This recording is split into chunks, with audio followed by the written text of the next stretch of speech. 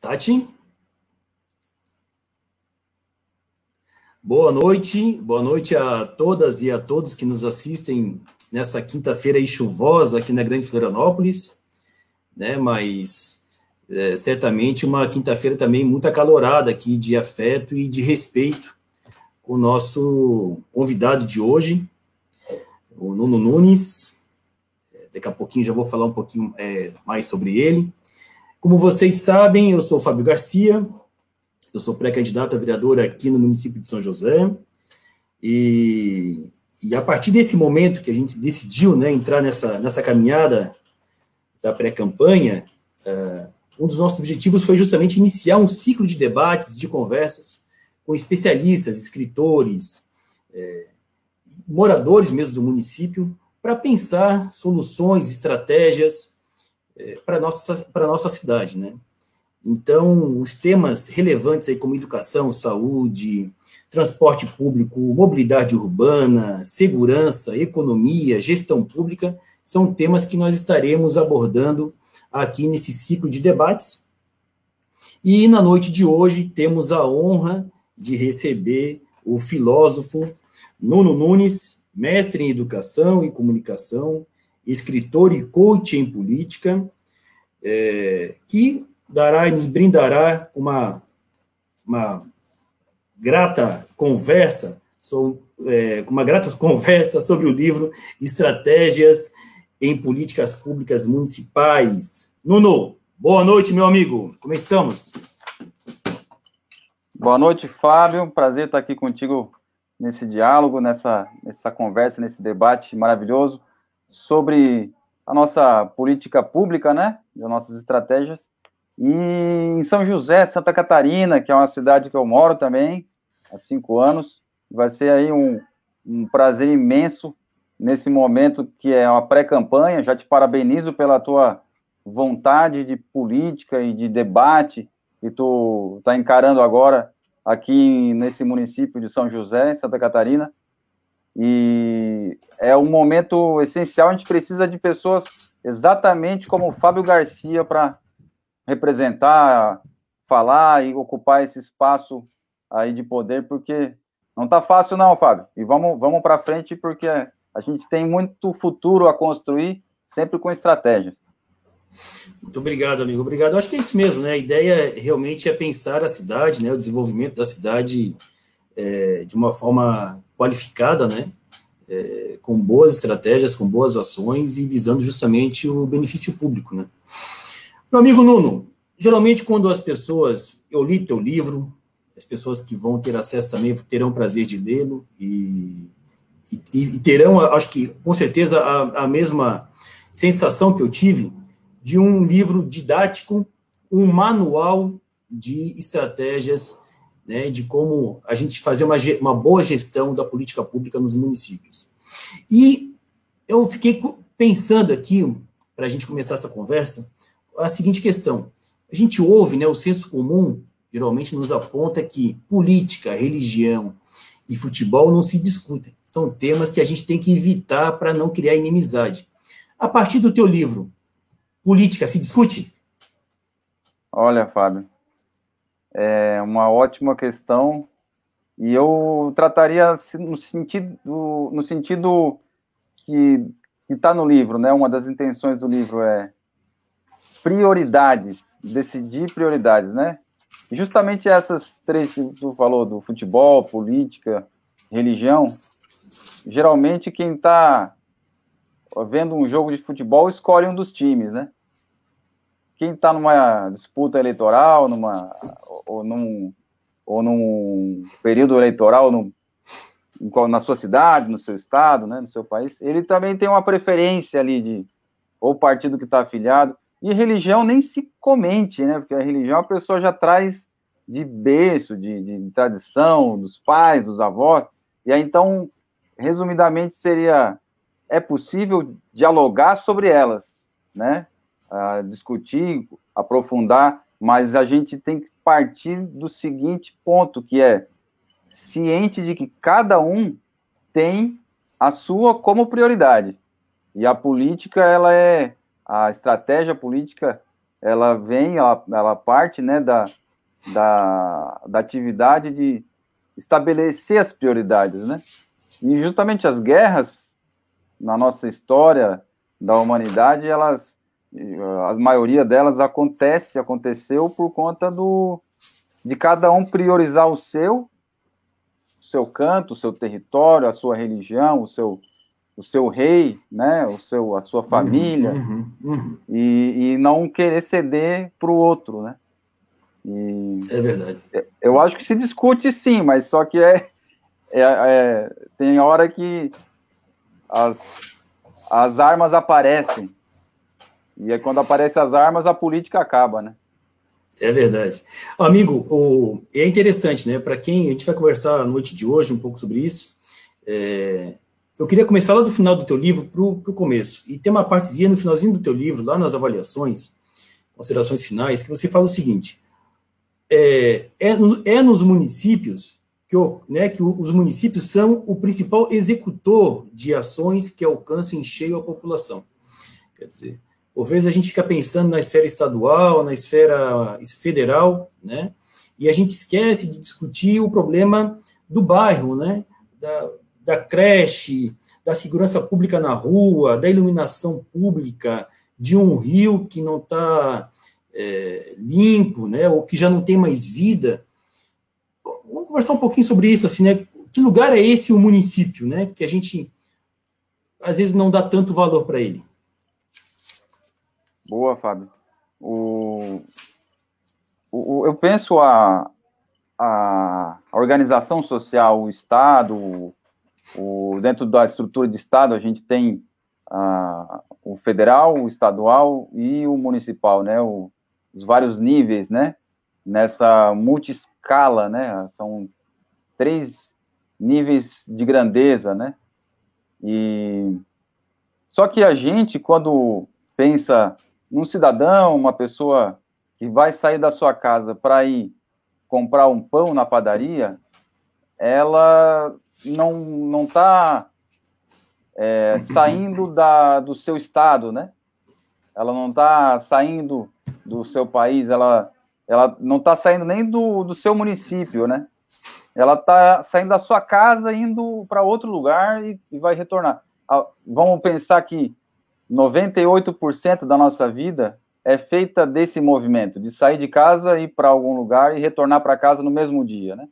Aí tem alguma porcentagem mínima ali, algumas pessoas que viajam mais para outros estados, né, e outras para outros países. Então, todos os seres humanos que vivem nessa urbanidade, nessa divisão territorial, habitam a maioria do tempo da sua vida os limites do seu município, né? E no seu município, quando dá algum problema de saúde, ele vai no posto de saúde. Lá no posto de saúde ele vai encontrar quem? Não é um atendente, um médico e um enfermeiro, um técnico de enfermagem, que é um servidor público federal. É um servidor municipal que está ali, né? É alguém que mora também no mesmo município. E aí, essa é a importância de pensar o município, porque se a gente pensar como que foi o surgimento, a história dessa organização social de municípios, a junção de municípios se transformando no que a gente chama de estado, né? Aqui na Argentina, eles chamam de província, né? E tem outros países que têm as suas tradições de organizações, tem nos Estados Unidos, chamam de condado, né? A união de várias comunidades. Aqui a gente chama a união de comunidades, a união de municípios de estado, né? E esse é um estado que ele é federado, ele é uma federação, ele é uma reunião de vários CNPJs, né? E esses CNPJs seriam os municípios. Agora, esses estados, por sua vez, na sua escala, se unem, né? Se unindo, eles formam a federação, né? Que a gente chama também de União, chama de Brasil, né? E aí, então, isso que é essa escalaridade que a gente percebe que a vida se desenvolve no município e ainda tem uma parte da vida que a gente pode pensar, 2 partes das nossas vidas, que é a primeira, a infância, e depois a idade, a melhor idade, né, os idosos, eles mal saem do bairro. As crianças e os idosos mal saem do bairro. É verdade Não mesmo. precisam ir fazer uma reunião no Ministério da Saúde para discutir a saúde, né? Porque o Ministério da Saúde é quem organiza os recursos, né? O orçamento federal distribui. Agora, quem executa é o médico do posto de saúde. Verdade, Nuno. Ô, Nuno, te ouvindo aqui, eu estava pensando, de onde surgiu essa ideia de escrever um livro, né? Você que já é um estudante, um pesquisador de políticas públicas e vem atuando já nos últimos anos nessa área especificamente, quando é que surgiu essa ideia de escrever um livro sobre política pública pensando municípios, né? Quer dizer, já meio que respondeu o lugar de fala, né? Quer dizer, o recorte territorial por essa tua fala anterior, mas como é que surgiu essa ideia e a linguagem utilizada, né? Porque o teu livro, ele é um livro didático, né? Eu estava conversando contigo antes, a impressão que eu tenho é que ele devia ser usado nas escolas, né? Pelos professores, aula de sociologia, filosofia, história, o professor tinha que ter um manual desse em sala de aula para discutir com os alunos, né? Associações de bairro, enfim. De onde vem essa ideia? Bom, obrigado pela sua análise e sobre o livro, né? Ele não é um livro denso, grosso, né? Ele é fino, ele é bem pequenininho, e é justamente com esse objetivo que tu comenta, né? Para estudantes, para pessoa que está no dia a dia ali, que não tem muito tempo, que pode ler, inclusive, eu tenho essa versão impressa, mas ele é para ser lido via celular, via PDF de celular. Essa que é a intenção dessa editora, que é a Livro Leve, que é uma parceira. A intenção é livro leve. Leve o livro. Leve aonde? Leve no seu smartphone, no seu tablet, no seu computador, mas principalmente leia no ônibus, leia onde tiver um tempo. Então, são parágrafos curtos, com algumas figuras, algumas imagens para ilustrar, né? Porque uma imagem, ela consegue transmitir muito mais do que 10, 15 páginas, né? Então, essa é a intenção do livro. E a ideia, a proposta desse livro surgiu porque eu sempre trabalhei com cultura, e culturas, né, a que eu mais trabalho, já fazem uns 20 anos, eu trabalho com as culturas indígenas, né, do Brasil e da América do Sul, né? Eu sou, além de ter essa função social de escritor, né, que é uma das atividades que a filosofia nos traz, né? Às vezes eu converso com algumas pessoas, fazem aquela fala assim, nossa, ele é filósofo. Não, filósofo é só depois que morre, né? Porque eu não quero ser filósofo por um bom tempo, né? É uma piada interna na filosofia que a gente é bacharel em filosofia, né? É chamado de filósofo, mas morre de medo, assim, né? Porque, pô, o cara é filósofo. Tá com o pé, botou o pezinho na cova, né? Daí eu prefiro esperar um pouco. Mas eu sou de iniciação social da minha vida, uma oficina mecânica onde eu trabalhei desde os 12 anos com meu pai, meu irmão, a minha mãe, os meus outros irmãos também, que estudavam e a gente fazia um revezamento. Então, a minha primeira atividade como função social, né, no município, né, onde eu nasci, que é Criciúma, aqui em Santa Catarina também, era mexer com carros, né? Então, a minha família tem tradição de mecânica, né? A parte dos meus pais, dos meus tios, né? Já a parte dos meus avós, mais um pouco antes, a tradição era de mineração, eles eram mineiros, né? De minas de carvão. Lá, né? em Criciúma. Lá em Criciúma. E aí eu, como essa terceira geração, eu consegui sair do município para estudar e decidi estudar filosofia. Então, eu encaro a atividade de escrever assim como a atividade de consertar um carro, como a atividade de abrir uma roça e plantar as sementes, né? Essa é uma função social comum. E, aliás, ela não é tão comum, né? Mas é a minha função social, né? E eu decidi escrever esse livro para trazer a ferramenta para quem vive no município e pensa como que eu posso ter as atividades municipais, tanto do prefeito quanto dos vereadores, tendo as minhas escolhas atendidas por essas que a gente chama de figuras de poder, né, as lideranças, né, e muitas delas elas não têm um diálogo, né, com a comunidade. E aí o que eu tomei a decisão mesmo é porque nessas atividades, nos meus trabalhos com povos indígenas, eu percebi que há uma dificuldade do gestor público em compreender o que a população está falando, né? Quando a gente fala de indígenas, ainda implica essa dificuldade, né? Porque a gente está falando de outra tradição, outra cultura. E aí, então, a intenção é preencher com esse livro um espaço que tem ali, que é contribuindo com uma metodologia, né? Uma metodologia de estratégia, para que tanto o gestor público quanto o cidadão, eles possam fechar um caminho comum e alcançar uma efetivação, né, das suas ideias, das suas intenções, desde uma pavimentação de rodovia, de estrada, desde uma construção de uma calçada. O importante é que a gente, juntos, essas duas partes, tanto quem está na gestão quanto o cidadão, eles consigam estabelecer o que é a prioridade. Você fala no seu livro do planejamento estratégico situacional, né, desenvolvido por um chileno chamado Carlos Matos, que teve aí uma contribuição grande aí na América Latina a partir da década de 70, e a gente pode relacionar o planejamento situacional, estratégico situacional, como uma escuta ativa do poder público?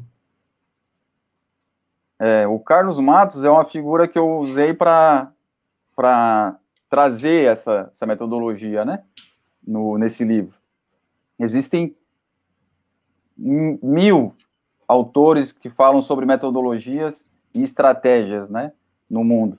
E o Carlos Matos, ele inovou na década de 70, porque ele trouxe uma coisa ancestral, né? Como ele é chileno, ele estava lá dentro do governo ele era ministro do planejamento do governo do presidente Allende, que sofreu um golpe no 11 de setembro de 1973, um golpe dado pelos militares, né?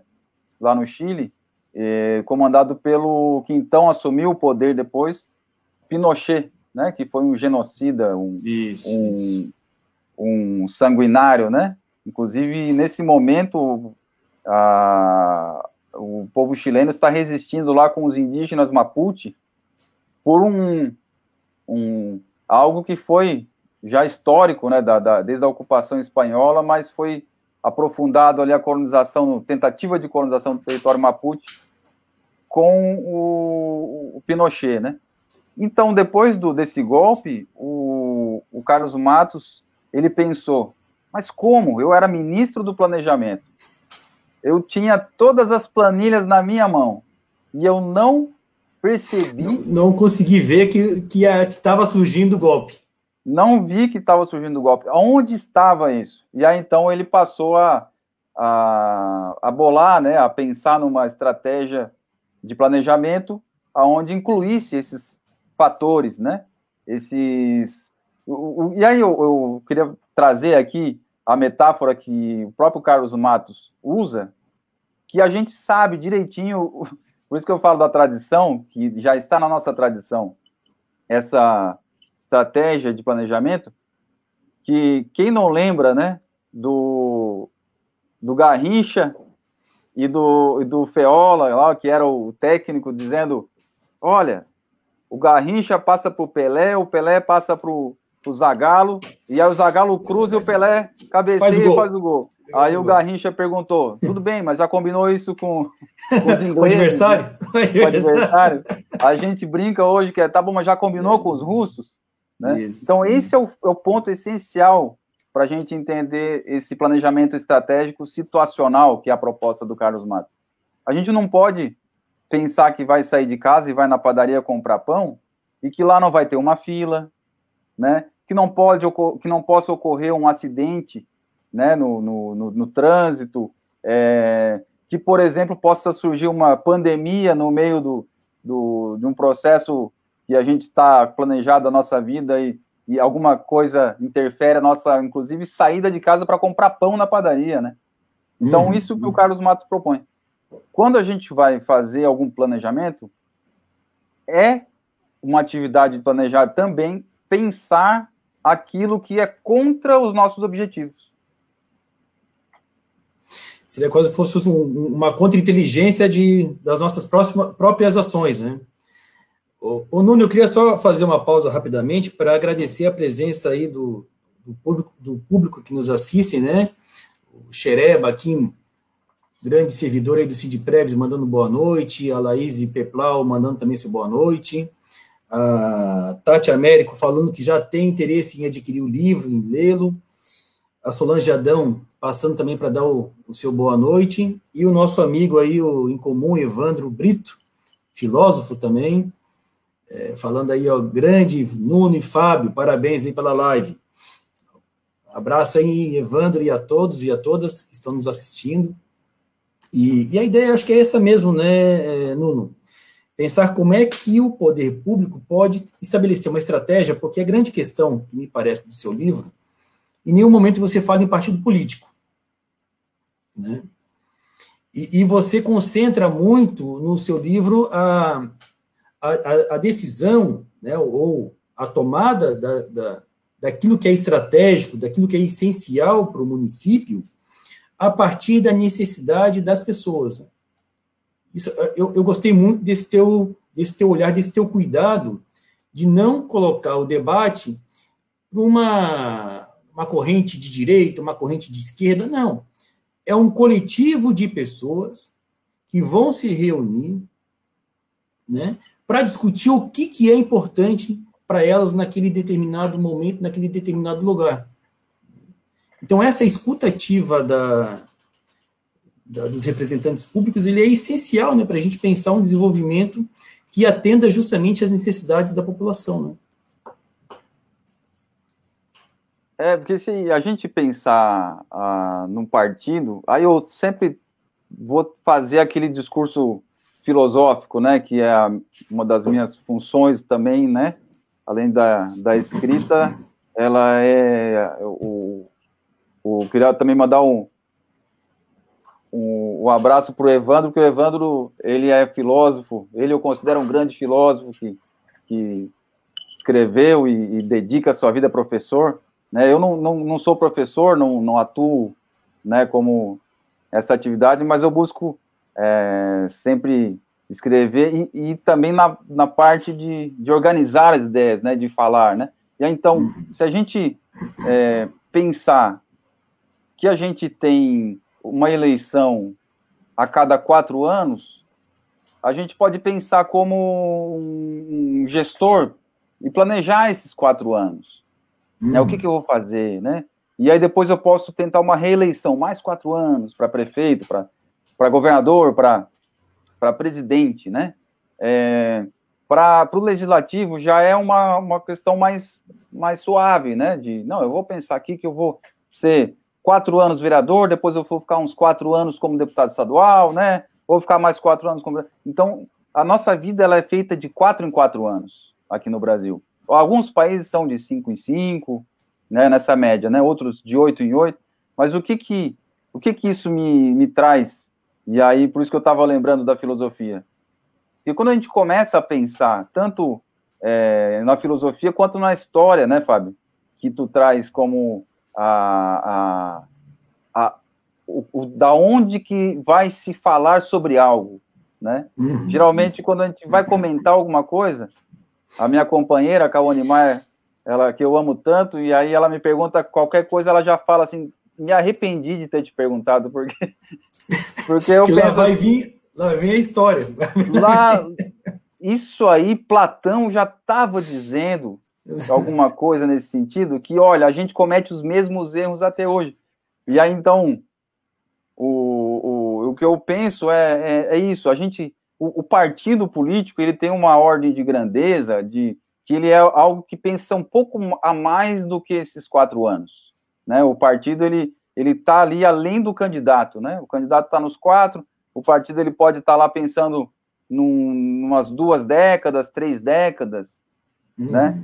E aí, mas o planejamento da onde a gente vive, do território que a gente vive, ele é além, né, desse período, desses prazos, né? E aí, então, a gente tem essa organização no planejamento estratégico, que é o curto, médio e longo prazo. Mas a gente estabelece o quanto que é o curto, médio e longo prazo. E isso bate muito na nossa tradição, na nossa cultura, né? Por exemplo, empresários, eles têm uma cultura de investir e ter um retorno em 3 meses, 6 meses, 1 ano. Se uma empresa que não deu lucro em 3 meses, ele já acende o sinal vermelho, né? Em 6 meses, em 1 ano, já não existe mais. Agora, um agricultor, ele faz um plantio, né? Quando ele planta, ele já preparou a terra há uns 2 meses antes. A terra já está organizada. E quando vem a semente, já é metade do planejamento. E quando ele colhe, né? Já está ali no final dos 6 meses, dos 8 meses. Então, ele passa 1 ano organizando, né? E quando ele guarda a semente, ele está pensando nesse ano e no ano que vem. E quando ele guarda o método como ele plantou, que ele aprendeu com o pai, que o pai aprendeu com o pai dele, né? E que o pai aprendeu com o pai. Aí, então, a gente vê que tem um planejamento que vem de gerações, né? Então, é maior esse longo prazo, né? E é isso que eu fico sempre pensando, assim, quando a gente vai organizar qualquer coisa, primeiramente pensar quando que a gente quer atingir aquele objetivo. E aí, o partido político, ele não fica necessário nesse ponto para a gente discutir. Por quê? Se está na lei, está na Constituição, está na lei orgânica do município, tem recurso no orçamento para aquilo, pensando que o orçamento nada mais é do que um bolinho, né? Lembra que a gente fazia quando era criança para ir comprar picolé? A gente fazia um bolinho, era juntar, cada um dava uma moeda, cada um dava um dinheiro. Aquele bolinho, depois ele tem que ser definido por quem organizou, quem colocou o dinheiro, para onde que vai, né? Vai gastar com o quê, né? Então, é isso que eu trago de experiência do planejamento para a vida comum da gente, que eu vou pagar todo ano o meu IPTU, e essa é a maior arrecadação do município de São José, por exemplo, né? Chega ali aos quase 50% do recurso que tem no município de São José, o imposto territorial, né? Que todo mundo paga para morar. Inclusive, quem mora de aluguel paga o IPTU, né? E do IPTU, daquele bolinho de dinheiro, ele vai uma parte para conserto de estradas, outra parte para saneamento, outra parte para cultura, outra parte para educação, aquela educação das creches, né? E para a saúde, para os postos de saúde, para construir o posto de saúde, né? E para pagar os médicos, para pagar também os funcionários públicos. Então, nessa construção coletiva, nessa lógica comum, a gente vê que é suprapartidária, ela é inclusive, supragestor, né? O prefeito ou a prefeita hoje, ele está pegando emprestado do futuro, né? Para devolver para as próximas gerações, né? É uma questão a longo prazo, né? Fazer um bairro, uma cidade, é pensar o futuro da cidade, né? Um plano diretor é pensar o futuro da cidade para daqui a 10, 15, 20, 30 anos. É isso mesmo. E você fala Bom, o teu livro ele é composto por 7 capítulos, né, onde você vai falar um pouco sobre o que é o Estado, diferenças entre funções executivas, do legislativo e do judiciário, né, apresentando essas três instituições, o que são políticas públicas, né, como se trabalha com essas políticas, as fases das políticas públicas, as funções da Câmara de Vereadores. Eu achei muito bacana isso, né, estabelecer, porque geralmente as pessoas não sabem, né, o que faz um vereador, e geralmente em época de campanha eleitoral, o que aparece de candidato prometendo que vai fazer coisas aí que nem prefeito tem poder na caneta para fazer, tá cheio, né? E aquilo que é essencial na função do vereador, o cara não executa, porque ele nem sabe qual é a função dele, né? Aí você também fala de planejamento estratégico em políticas públicas. E eu me lembrei, falando nessa questão da função do vereador, de uma história real, aconteceu numa eleição passada aí, quando eu estava em casa e chegou um candidato a vereador. Obviamente eu não vou poder contar quem é o vereador, quem era o candidato, né? Mas eu vou contar o milagre. Aí ele foi na minha casa pedir voto, né? Eu queria, né, pedir teu apoio na minha campanha e tal. E eu assim, não, te ajudo. Não, porque assim, né, eu vou sair a vereador. Eu não sei o que faz o vereador. Eu não sei.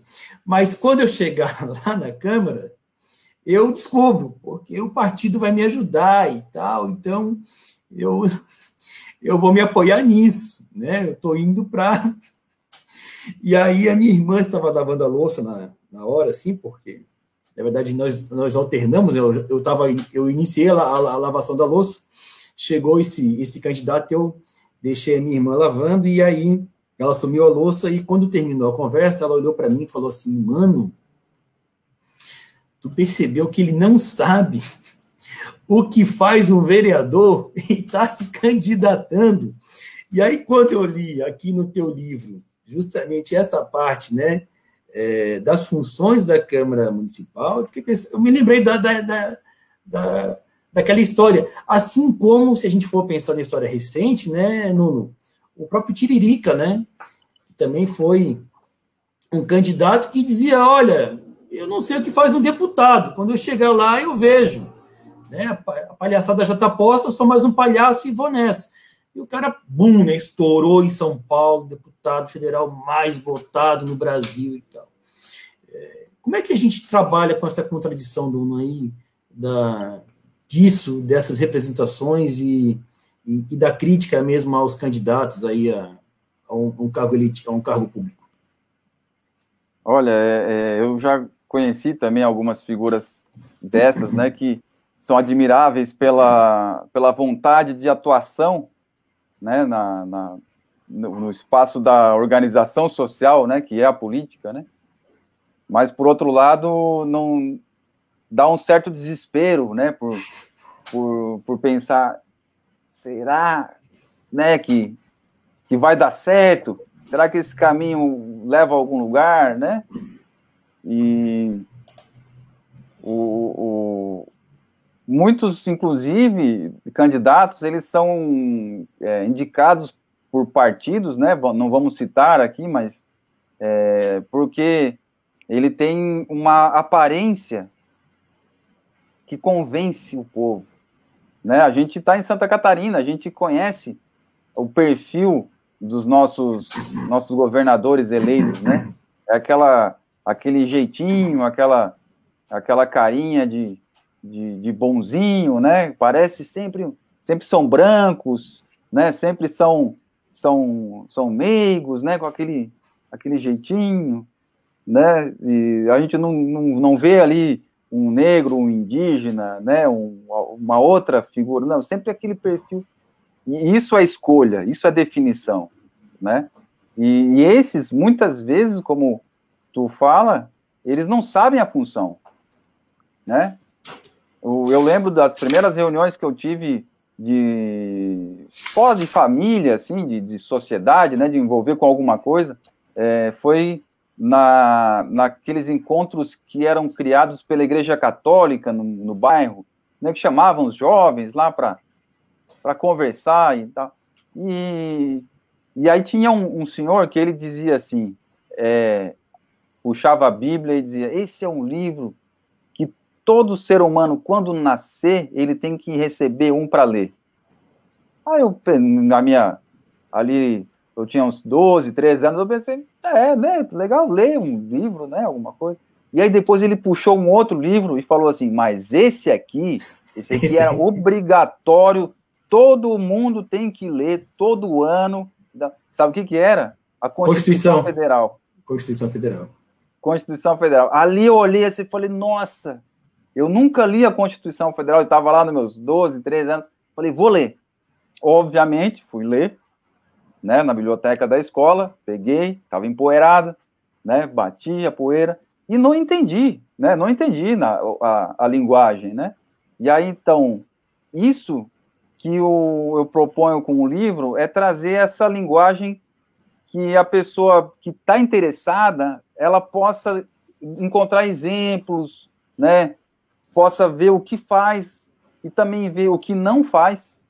Por exemplo, o candidato, ele não é para ganhar e dar cargo para os cabos eleitorais, né?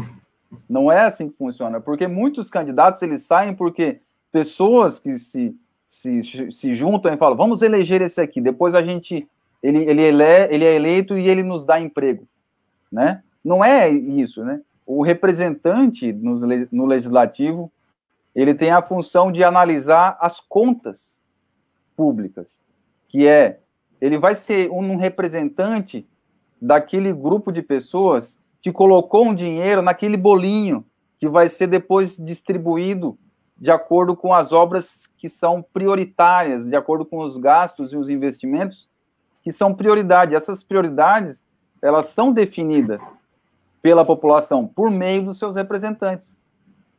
O orçamento, que é tanto o plano plurianual, que é esse mais longo, né, de 4 anos, quanto as leis orçamentárias anuais, elas são propostas, né, pelo executivo, mas quem analisa e quem aprova é o legislativo. Então, o vereador, ele tem que saber, né, a função dele, e ele tem que fazer o diálogo com a população, né? Tem que saber quais são as prioridades da população. Porque, como a gente estava falando antes da diferença entre partidos e as organizações, a gente pode entender que há uma escuta que funciona, que é forte, nos partidos chamados de direita, né? Os partidos mais voltados para o empresariado, para os investidores, né? Eles não são ditadores que assumem um poder e fazem o que eles querem. Não, eles conversam e conversam muito. E conversam tomando champanhe. E conversam em restaurantes caros. E conversam em grupos de WhatsApp, tomam decisões e priorizam ali quem que vai ganhar e quem que vai... aonde assumir determinados postos, onde que vai, quem que vai ganhar concessão de duplicação e quais são os terrenos públicos que estão à mercê desse grupo, né? Quais são as obras vindouras que terão aí no próximo ano, que os empresários já começam a se organizar, porque tem informações antecipadas, né? E aí, então, esse livro, processo, esse livro ele traz para a pessoa que é interessada, mas nunca teve um acesso a essa complexidade, né, da linguagem, para que ela também se organize e defenda o seu bairro, defenda o seu município, principalmente, com a sua categoria, que a gente comenta, né, que é os padeiros protegem os padeiros, os pedreiros protegem os pedreiros, né, e assim que a sociedade se organiza, porque os empresários, eles protegem os empresários, né? E por isso que sempre tem essa disputa, né, entre governos que acusam uns aos outros, partidos que acusam uns aos outros, né? Quando a gente tem um curto prazo de algum governo popular que faz um orçamento participativo, por exemplo, né? Automaticamente ele já é criminalizado, já é denunciado, já é queimada ali a sua história, né? Por quê? porque há uma inclusão da população no processo. E a minha intenção com esse livro é exatamente essa, que a gente tenha uma inclusão da população no processo da gestão da política pública. Ô Nuno, você aborda temas que é bem isso mesmo, assim, eles são envoltos, né, de uma capa complicada. Quando você ouve, por exemplo, a palavra plano diretor, isso é complexo, isso, plano diretor, o que é isso, né? Aí você fala em plano plurianual, PPA, plano, nunca ouvi falar nisso, tem que fazer o que? Contabilidade para entender plano plurianual? Você fala em lei orçamentária, né? A lei de diretrizes orçamentárias, a tal da LDO. Aí o político se enche a boca, discutir a LDO, a equipe aqui está discutindo a LDO, e fica aquela coisa grande, né? Que parece uma coisa assim, o cara fez curso em Harvard para discutir a LDO, né? E você fala também na lei orçamentária anual, quer dizer, mas aí é que eu chamo a atenção dos educadores, das educadoras que estão nos escutando aqui, porque o livro do Nuno, ele vai entrar justamente nessas peças aí de gestão, esses instrumentos de gestão, de uma forma muito tranquila. Claro que a parte contábil do processo tem a sua complexidade, né? A gente não pode desprezar isso. Mas o entendimento disso, para você entrar, o que é um plano diretor, o que pode, o que não pode, o que pode ser construído no município, o que não se deve ser construído no município, onde se pode construir, por exemplo, uma fábrica, isso é estabelecido pelo plano diretor. Né? São coisas simples da gente pensar e discutir. Né? Você organiza os bairros, você consegue organizar a associação de bairros, de moradores, você consegue organizar os estudantes, né? Para discutir temas relevantes, porque é isso que o Nuno está dizendo o tempo todo na nossa conversa. É no município, é no bairro que a gente se organiza, que a gente vive. Né? Então, essa ideia, né, de pensar esses instrumentos de gestão como algo muito complexo, muito fora da nossa realidade, a gente pode entender como uma estratégia de quem está nos governando para se manter no poder, porque aí você cria a coisa tão complexa, tão difícil, que quem está de fora pensa, mas não vou entrar nisso aí, porque entrar nisso aí é muito complicado, eu não entendo, não sou disso, né, Nuno? Às vezes as pessoas, quando eu me apresento como pré-candidato, e aí as pessoas falam assim, não, Fábio, mas tu não pode entrar nisso aí porque o sistema vai te engolir, tu não vai conseguir fazer nada, tu não vai conseguir mudar nada. Mas como assim não vou conseguir mudar nada? Né? Se a gente entender a política pública, a gestão da política pública como algo participativo e abrir canais para que as pessoas possam participar, né? Participar das decisões, das estratégias, das ações, estabelecendo o que é prioridade para aquela comunidade, não há o que temer, né? Mas me parece que a elite, ou quem nos representa, já tem essa característica, né? Eles têm essa característica de apresentar os instrumentos de gestão como algo assim, vindos de Marte, feito por marcianos, né? Aquela linguagem técnica, complexa, né? Cheia de siglas. Cheio de sigla, isso. Eu lembro nos anos 2000 que tinha uns embates lá no Congresso Nacional, em que virou piada no nosso período da UFSC, né? Nós, como estudantes do Centro de Filosofia e Ciências Humanas da Universidade Federal de Santa Catarina, a qual defendemos, né, com greves e tudo mais, e aqueles debates naquela época no Congresso Nacional, e um deputado xingava o outro dizendo, seu epigno que dorme. E aí a gente olhava assim, o que ele falou? Procura no dicionário, o que ele está dizendo? mas é até a forma de xingar, ela é de um jeito... Ela é diferente. Que a pessoa não entende, né? E para o povo olhar assim e falar, nossa, não acredito que ele falou isso, mas o que é? O que significa isso? Então, é só um exemplo de como há a necessidade de entender esses meandros, esses cantinhos do processo, dessa caminhada para a construção de uma cidade, de um bairro, né, de uma rua onde moram as pessoas, né? Para construir isso, não é tão complexo, tão difícil. Por quê? Porque o mais difícil a gente já faz, que é pagar os impostos. Tem o IPTU, tem o IPVA, tem tudo que começa com I, a gente paga, e a gente não erra. Porque se errar, vem alguém e não erra o nosso endereço, ele acerta o nosso endereço e nos leva presos. Então, é a mesma coisa que eu comparo, voltando à metáfora do Garrincha, né, do futebol. Tem gente que sabe tanto de futebol que podia ser juiz, poderia ser técnico, né, poderia ser dono de time de futebol, eles sabem tanto, mas aí quando a gente vai transpor para essa pessoa, para o discurso político, ela fala assim, não, de política eu não entendo. Mas, nossa, ela sabe todas as regras do futebol, da política também tem regras. Ela sabe como funciona, como se gerencia pessoas, a gestão das pessoas, um time ser vencedor. E os servidores públicos também são assim, né? Eles precisam ser gestados, gerenciados, né?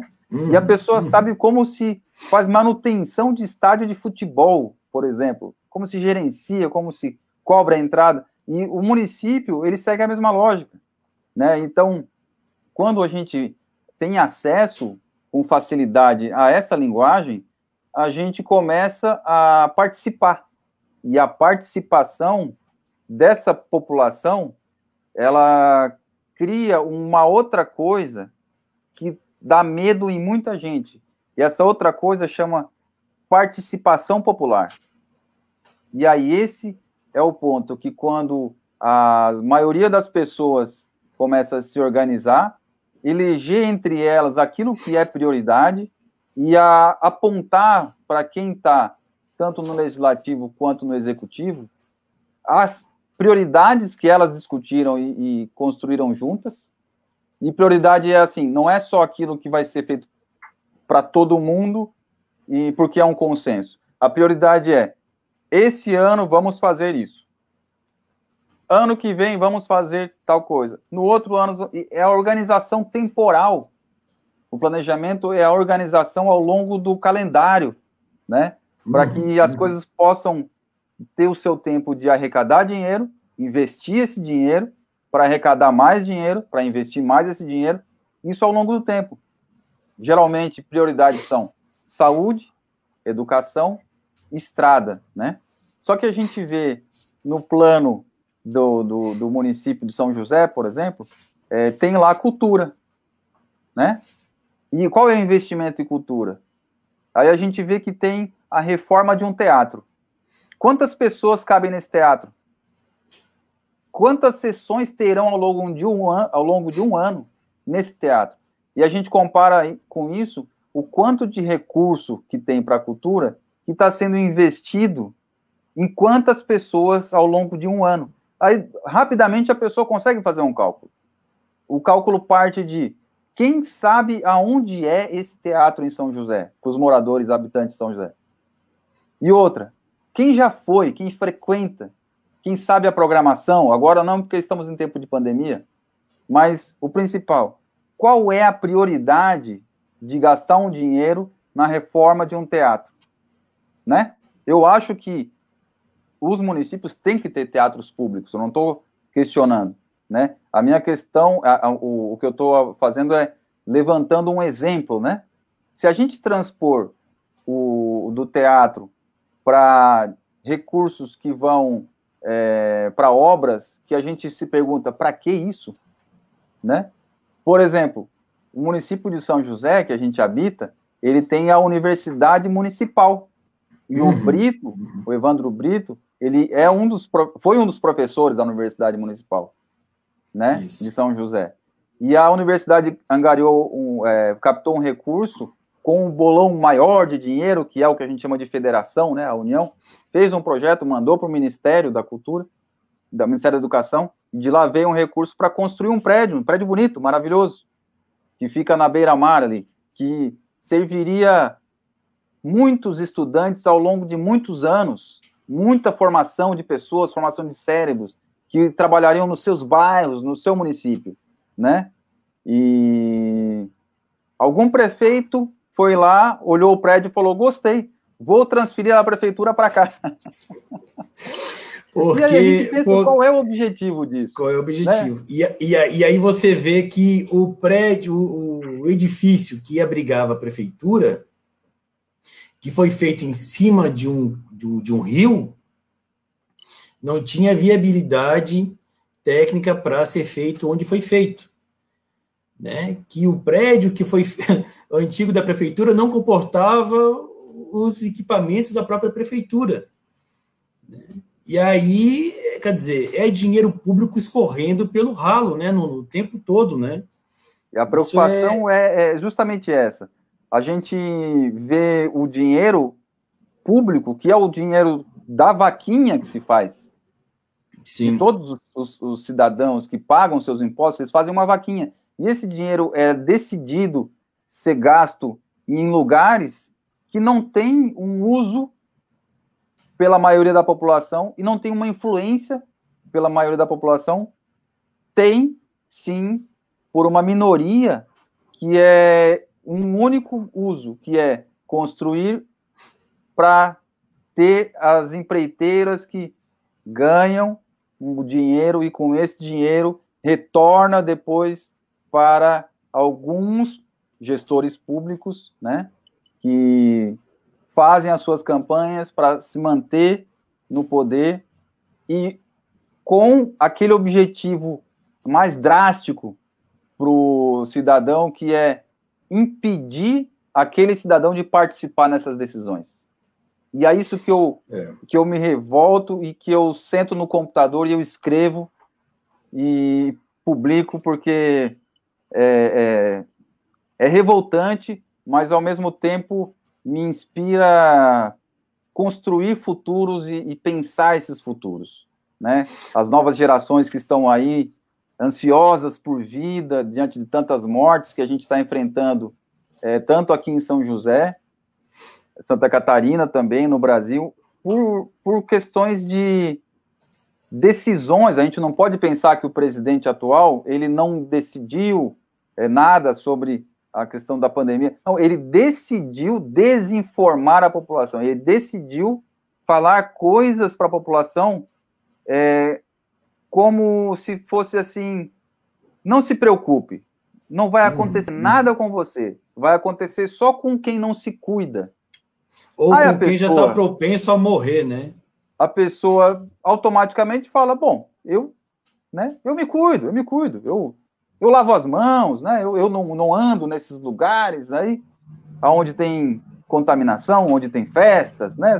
E aí a pessoa vai numa igreja encontrar Jesus ou a sua religião, e lá é contaminada pelo coronavírus e vai depois no posto de saúde, precário, vai no hospital, não tem a UTI e morre, né? E isso são decisões tomadas por gestores, né?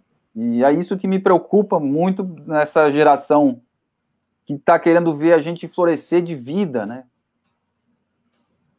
É isso mesmo. O Nuno, tem uma pergunta aqui do João Maurício, ele está nos perguntando como a vida acontece, né, pelo fato da vida acontecer no território local, é também nesse território que pode dar as principais disputas de posições. É isso, Nuno? Quer dizer, o embate maior, o enfrentamento maior é no município? É no município. A gente tem mais de 5.000 municípios. Uma prefeitura bem gestionada, alguns vereadores bem atentos, eles mudam a vida daquela população. E a população vai passar a querer mais daquilo. A população quer mais coisas boas, não quer menos coisas boas. E mais coisas boas é mais para todo mundo, né? E não mais para apenas um bairro, né? A gente vive no município aqui em São José e tem um bairro chamado Bairro das Mansões, não é isso? É assim que chama? Bosque das Mansões. Bosque das Mansões, não é um... Bosque das Mansões. Não é um condomínio, veja, não, é um bairro, né? É um bairro. E eu não ele começou como realmente como um condomínio, né? A coisa de 30 anos atrás, acredito. Não eram tantas casas, eram poucas casas. E hoje é isso mesmo, já virou um bairro, né? A coisa virou um morro, né? Era uma parte de um morro aqui próximo aqui o bairro do Roçado. Quer dizer, o Bosque das Mansões fica no bairro do Roçado, mas ele tem a sua peculiaridade, então ele não está nem no Floresta e nem no Roçado, ele é o Bosque das Mansões.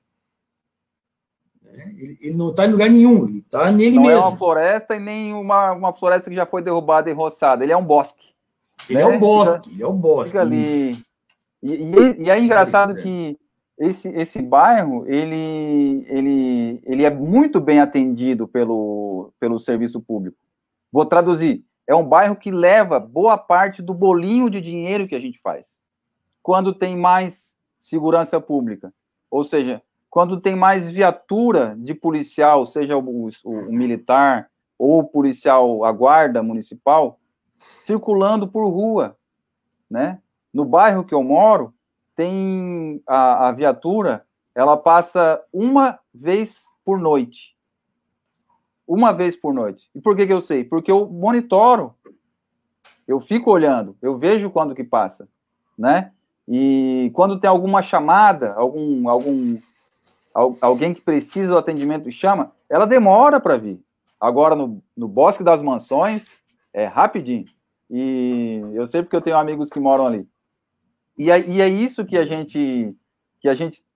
que essa ferramenta, né, ela traz para a população. Porque a gente vê que se tiver no seu bairro, no seu município, funcionando esse governo, esse espaço público, esses momentos de tomada de decisão, que a gente chama de planejamento, né? E plano plurianual, plano diretor, são todos planejamentos. Se estiver bem planejado, se tiver gestores atentos a isso, ouvindo a população, hoje ainda que tem tanta tecnologia, o Mark Zuckerberg, o dono do Facebook, ele sabe mais das nossas vidas do que os nossos prefeitos, né? Ele, lá nos Estados Unidos, onde ele mora, ele tem mais dados sobre sobre o mundo inteiro do que as prefeituras, né? Do que os vereadores. São coisas tão simples hoje de usar essas tecnologias para decisões coletivas, né?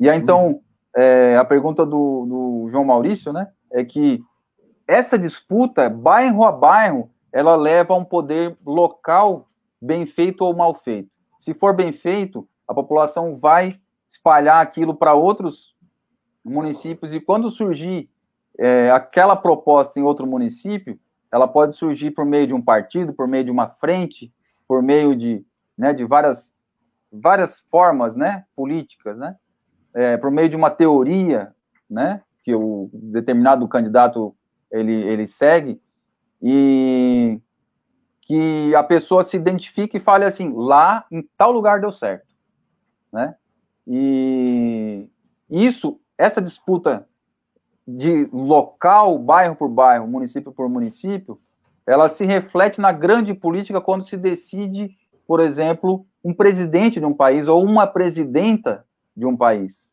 porque só se escolhe no nível nacional aquilo que deu certo no micro, né? É como as experiências com a medicina, né? Onde se faz ali os testes, será que funcionou com um, funcionou com o outro?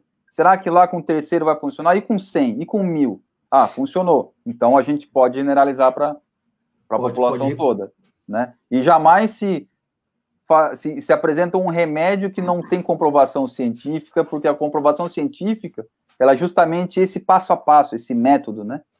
E a gente escolhe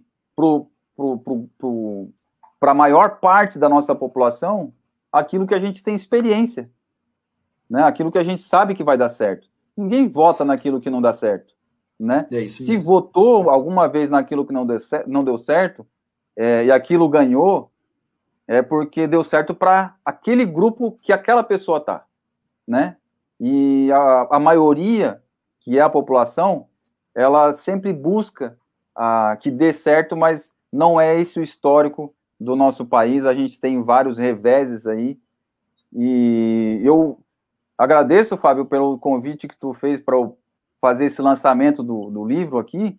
Ele está disponível, já mandei o link aí, para o pessoal colocar à disposição, e eu queria puxar um pouco aqui para a nossa brasa, para a tua presença nessa disputa eleitoral em São José, que me orgulha muito de estar morando aqui, de ter essa possibilidade, né, contigo, porque eu tenho certeza que, pelo teu histórico e pela tua atividade, tu é exatamente aquilo que eu gostaria de alguém no poder público, né? Com estratégia, fazendo a consulta popular, porque esse é o teu histórico. Então, isso a gente já traz, né? Já faz no cotidiano, na criação dos filhos. Já é prática, né? Isso, já é prática. Já é prática. Não é algo que surge do nada, que, quando eu chegar lá eu faço. Não, a política não é assim. Isso. O Nuno, tu tocou numa... Nós vamos nos encaminhar para a parte final agora da conversa, e o tempo passou depressa, né? Eu anotei os teus 7 capítulos aqui, eu estou entrando ainda estou do 4º para o 5º. E não vai dar tempo da gente entrar em todos os temas, né? Acho que vou ter que fazer uma próxima live. Queria agradecer a presença de todos, né, que estão nos ouvindo e participando, as meninas aqui que estão nos ajudando na técnica, né, a Ana Carolina, a Tati Américo e a Laíse, estão dizendo aqui que está havendo uma grande participação aqui das pessoas que estão nos ouvindo. E o Nuno, tu falou de uma coisa muito importante, que é a participação popular, né? Que participação popular, ela gera medo em quem está acomodado no poder. E me faz pensar o seguinte: participação popular torna cidadãos participativos, conscientes, né?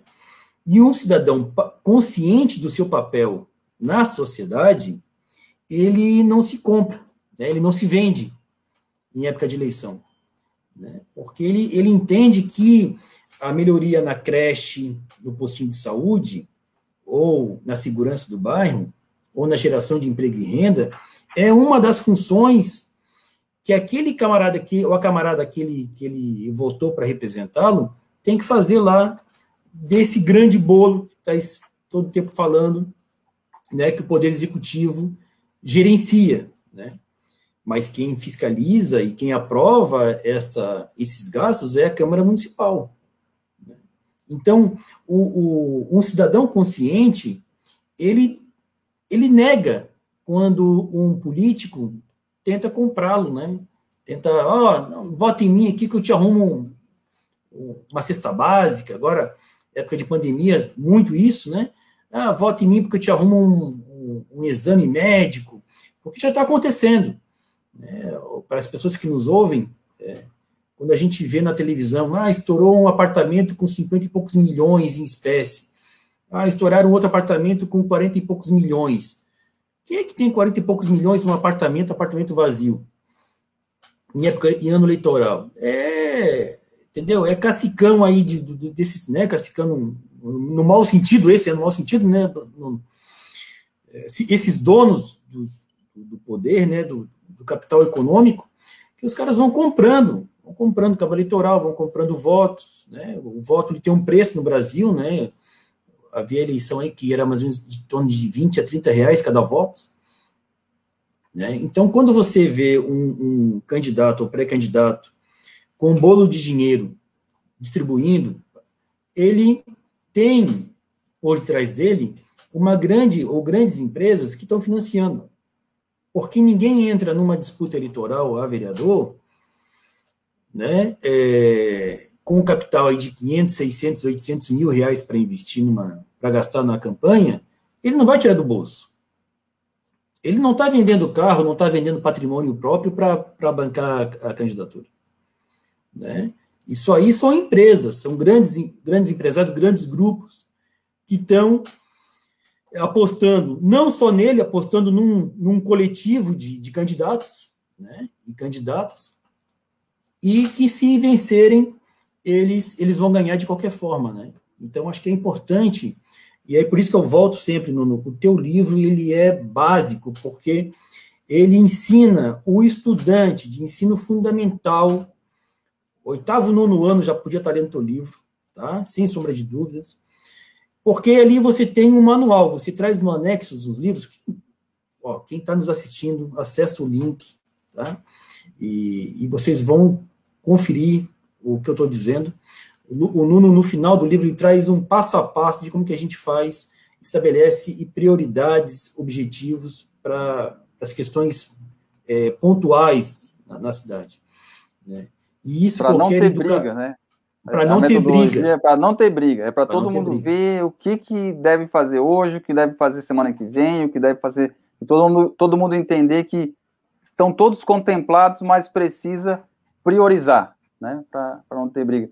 Fábio, essa questão de alguns candidatos ou candidatas que trazem um recurso para comprar votos, ela é muito interessante, é essencial que as pessoas compreendam que esse dinheiro, quando compra voto, é porque ele já saiu do próprio bolso do cidadão, entrou no circuito como um imposto, esse imposto ele foi feito alguma obra que era justamente para desviar esse dinheiro para alguma empresa, e essa empresa, por sua vez, passa o dinheiro para esse candidato que devolve para o cidadão dizendo, olha, se votar em mim vai ter mais disso. Só que aquele mais disso é justamente o dinheiro que saiu do bolso da pessoa que está ali participando daquele ciclo vicioso e absurdo que é. Uma grande parte da fatia do bolo foi comida por um pequeno grupo. Esse pequeno grupo diz, olha, eu vou dar uma fatiazinha fininha aqui para eles sentirem o que é o gosto da coisa, né? Da borda do bolo. E a gente come a borda do bolo e, pô, que bom. O cara lá é bom, hein? O cara lá é bom. É isso, meu amigo. É isso.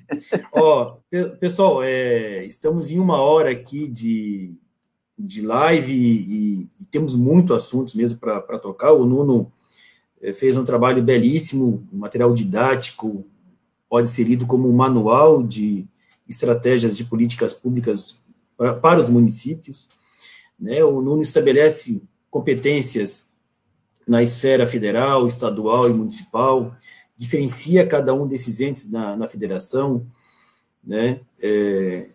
Coloca o poder decisório na mão dos indivíduos, isso é muito importante, né? A gente pensar a nossa educação enquanto sujeitos ativos e conscientes da nossa participação social. E o Nuno traz justamente esse debate para o município, para esse território do município, né? Onde ocorrem realmente as principais ações do poder público na vida das pessoas, no município. Nuno, amigo, foi um prazer imenso conversar com você nessa noite. É um prazer saber que eu tenho na minha relação de amizade uma pessoa tão qualificada e competente como você, né? E sinto-me grato pela oportunidade de aprender um pouco mais, né, muito mais, na verdade, com você sobre política pública. Muito obrigado, querido. Eu agradeço, Fábio. É um prazer, estou à disposição aí para a hora que quiser chamar para a gente debater mais temas enfim. Eu estou vendo aqui uma questão do João Maurício Farias, que ele fala sobre a população que, por vezes, espera do candidato que ele dê alguma coisa, né, alguma dádiva, né, e que o João, eu conheço ele, é um sociólogo, cientista social dos melhores que eu conheço, trabalha com indígena, trabalha muito perspicaz, e eu concordo com ele que essa questão da população esperar, às vezes, que um candidato ele traga alguma coisa, ela é parte da nossa tradição, que é aquela tradição de muito parecido com o que acontece na Índia, no país, na Índia, que é uma ex-colônia inglesa, né, que talvez nunca tenha deixado de ser colônia, mas onde tem as estratificações sociais, as pessoas de primeira classe, as pessoas de segunda classe, as pessoas de terceira classe. No Brasil, as castas, né? As castas, no Brasil a gente não tem isso. A gente tem uma Constituição que considera todos iguais e todas iguais, né, perante a lei, né? E aí, então, com isso, é preciso que todos e todas e todes busquem a participação. E essa participação, essa forma participativa, o nome já traz, né, que é tomar parte e ser ativo nessa tomada de parte. Porque se a gente apenas tomar parte e dizer, eu não gosto, eu não concordo, ou eu gosto, eu concordo, e não ter uma atividade, ela não funciona. A gente vai estar deixando para outras pessoas fazerem a parte ativa, né? Então, essa forma de servir, de estar atento e observando os sites das transparências dos municípios, do Estado, da União e tudo mais, é uma forma de tomar parte ativa, porque teve um outro comentário que acho que foi do João Fernando, que é a hora que a gente tem que participar, né, nas eleições, é esse momento. Então, nesse momento, Fábio, eu me sinto muito feliz de poder ter alguém que eu diga assim, em São José eu vou votar, né, nessa pessoa, porque é uma dificuldade imensa, né? A gente sabe que é difícil, né? E queria mandar também um abraço para o que nos escreveu, o César Augusto. O César Augusto. Cezinha, né? Famoso Cezinha. Pré-candidato em Rio Branco, no Acre. Está aqui com a gente.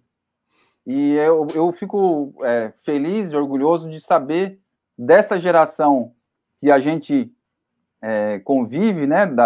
Das universidades, dos nossos encontros, que a gente tenha tomado esse caminho, né? Assim como o Marquito em Florianópolis, né? O Marco José de Abreu, que é filho aqui do Dona Adélia, né, do nosso bairro aqui, ele é pré-candidato em Florianópolis para reeleição, né?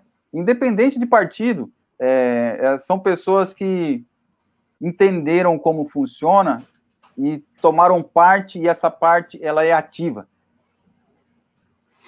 É isso mesmo. O Nuno, infelizmente, nosso horário, live não tem tempo, né? Mas do nosso combinado, nós estamos chegando no final, e eu queria te deixar um convite. No finalzinho do mês, nós vamos fazer um debate para pensar a região metropolitana, né? Ações para a região metropolitana da Grande Florianópolis. Porque São José, além de ser a quinta potência econômica no estado, São José ocupa uma posição geográfica central para o desenvolvimento da região metropolitana, né? Então, pensar São José hoje é pensar Biguaçu, é pensar Santo Amaro, Antônio Carlos, Palhoça, Governador Celso Ramos, Florianópolis, né? E São José tem que deixar esse lugar de ser um lugar transitório, né? Um lugar apenas de trânsito, ou muitas vezes pensado como um município dormitório, e pensar novamente como um município estratégico para o desenvolvimento da região metropolitana. Então, a ideia, no final do mês, é fazer uma conversa com representantes de Biguaçu, Palhoça, Florianópolis e São José, e aí eu já estendo o convite a você, para que você nos ajude a mediar. Na verdade, eu vou sair da condição de mediador, e gostaria de te convidar para ser o mediador desse bate-papo no final do mês, para justamente pensarmos ações coletivas e né, e macro para a região da metropolitana aqui de São José. Prazer imenso né, em receber esse convite, aceito, e vamos fazer sim. Vou me preparar bem aqui para fazer uma boa mediação e para que também surjam propostas que permaneçam, né, já como uma estratégia, né, dentro desses municípios aí, né, para a gente seguir na execução delas, né, depois das eleições. E agradeço mesmo, obrigado. Gente, o papo de hoje foi com o Nuno Nunes, filósofo, mestre em educação, doutorando em planejamento territorial na UDESC, coach em política pública. Foi um prazer enorme, autor do livro Estratégias em Políticas Públicas Municipais, né? Ele que é companheiro da nossa querida amiga e companheira também da Cauane Maia, é isso? Cauane Maia, né? Uma das percussionistas aí do grupo Cores de Aidê. Querido, muito afeto, muito carinho, muito respeito pela tua trajetória, e como diz uma música da capoeira, brilha o sol, brilha a lua, quero ver você brilhar. Tá, amigo? Estamos na luta, e quem quiser ter contato com o livro ou com o Nuno, né, contratá-lo aí para assessorias em prefeituras, empresas, né? Depois pode entrar aqui. Ou para conversar, né? Vamos conversar. Ou para conversar. Pode chamar aqui pelo canal, que a gente passa o contato do Nuno, ou também pelo Facebook. É isso, Nuno? É isso aí. Facebook, estamos ali, Nuno Nunes, só procurar que vai aparecer. E o livro está aí disponível no link, é só baixar, compartilhar e ocupar as telas aí, porque a gente precisa dessa informação circulando, né? Pode copiar, pode colar, ele está livre. Que bacana. Querido, boa noite. Boa noite a todos e a todas. Foi um prazer. Tchau, tchau. Prazer, obrigado, Fábio.